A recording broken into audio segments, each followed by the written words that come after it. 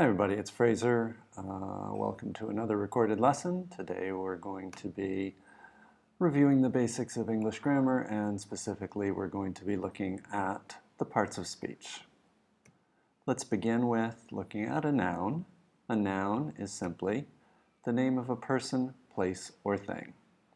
So, Janet works for a company that manufactures farm vehicles and other equipment. Janet is a noun. Company is a noun. Vehicles is a noun. And equipment is a noun. We can have other sentences like, cooking is his favorite hobby. In this case, which words are the nouns? Cooking, in this case, is a noun, and hobby is also a noun. And I want you to notice that cooking is a noun that is created from a verb. So this is always possible. Now let's look at another type of noun, which is a pronoun. A pronoun is a word which is used in place of a noun. So looking at that same sentence again with a little more information, Janet works for a company that manufactures farm vehicles and other equipment. She works for them in their factory. Now in the second sentence we've added, she is a noun and it's a pronoun. It's used in the place of Janet. Them is a noun. Them is replacing company. And just to point out, this is something that we commonly will do. Even though company is a singular noun, we will describe it using a plural pronoun. So let's look now at the personal pronouns.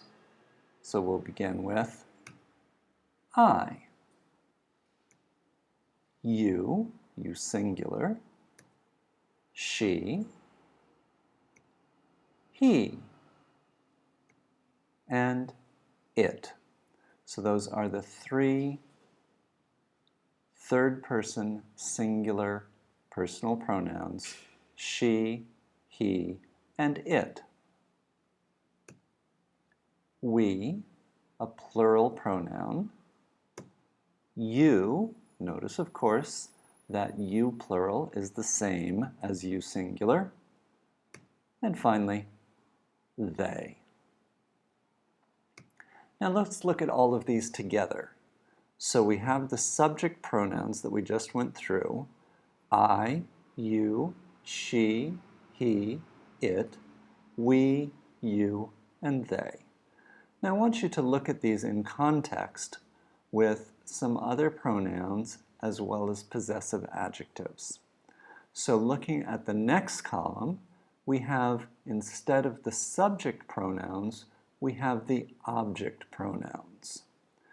Me, you, her, him, it, us, you, and them. Now these pronouns, instead of being the subject of the sentence, will be the object of the sentence, and in this case you can think of them as receiving the action. Some of them are the same as the subject pronouns, so you, it, you plural, you plural. When we want to talk about things that belong to a person, we will use a possessive adjective. So these are my, your, her, his, its, our, your, and their. My phone, your phone, her company, his book, its surface, the table, its surface, our class, your class, their classes. Now, very commonly, we'll want to actually combine that possessive adjective with the object itself, and in this case, we will then have a possessive pronoun.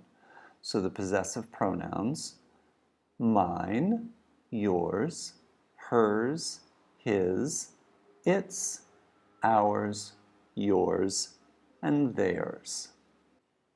So of course this all seems quite simple, but you really want to make sure that you know these and know these well. So just go back, make sure that you study these and are really familiar with them. Looking at some examples, I gave her my phone to take to our office. So I, a subject pronoun, gave her, an object pronoun, my phone, so my is a possessive adjective, to take to our office. Again, our in this case, a possessive adjective. Adding on, she took mine because hers was broken. She in that case is a subject pronoun, took my phone, and then that will become the possessive pronoun, mine, because her phone, hers, was broken. Looking at adjectives. Adjectives are words that modify, describe, or give information about a noun. The whole farm site is equipped with the latest in dairy tech, such as an automated feeding system, manure scooping robots, self-serve cleaning stations, and the smartphone app the on-site farmer uses to monitor her cows. In this case, whole, dairy, automated, feeding, manure scooping, self-serve, smartphone, on-site, and her are all adjectives. Her, down there at the bottom, of course, is a possessive adjective. Now looking at verbs. Verbs are words that express an action or state of being. In this sentence, Boeing said on Friday, it is developing a handheld wand that emits ultraviolet light to neutralize bacteria and viruses, part of a suite of methods to disinfect flight deck surfaces and controls, as well as surfaces throughout the cabin. In this sentence, said is developing, emits, to neutralize, and to disinfect are all verbs in different forms. Looking at adverbs, adverbs will modify a verb. They can also modify an adjective or another adverb. An example, Britain's Rolls-Royce is working very quickly to repair problems with some of its Trent 1000 engines that have left planes grounded, it said late on Thursday. In this sentence, very quickly are both adverbs, as is late, late on Thursday. A preposition shows the connection between a noun or pronoun and another word. In this sentence, government officials in Poland, which relies on U.S. security backing against an emboldened Russia, have until Thursday to choose between the two options. So, in, on, against, until, between. These are all prepositions. So read through that, make sure you understand what those meanings are. And you want to pay a lot of attention to prepositions because they're very helpful. Another category of words is conjunctions. Conjunctions join and show the connection between two words, phrases, or ideas.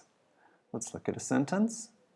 The officials are investigating and will present a report because there is expected to be wide interest among the public, but that may have waned by next year. And, because, but, all examples of conjunctions. And finally, Interjections.